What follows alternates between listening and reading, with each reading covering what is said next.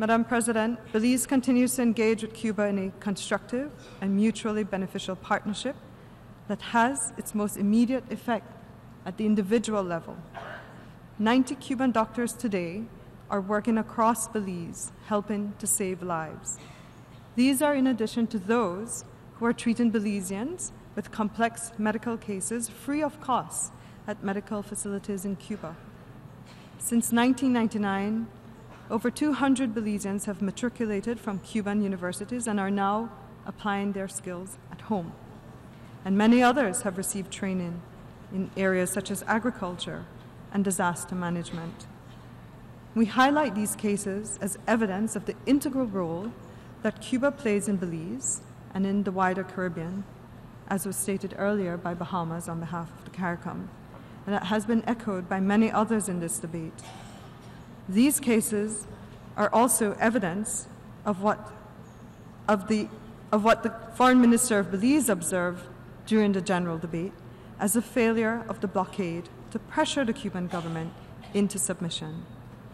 Cuba, he pointed out, has been able to survive and thrive to a degree that has garnered international recognition, especially for its gains in public health, education, and the arts. The quantifiable damage accumulated by the embargo after 6 decades of its implementation has reached the figure of $933.678 billion. Taking into account the depreciation of the dollar vis-à-vis the value of gold.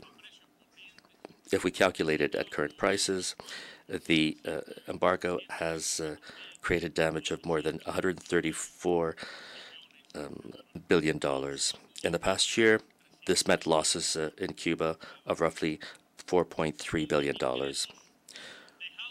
With the income which is no longer received due to the exports of goods and services and the costs associated with the geographic displacement of trade, which prevents us from having very high inventories, the GDP of Cuba would have grown at current prices in the last decade by about an average of 10% a year.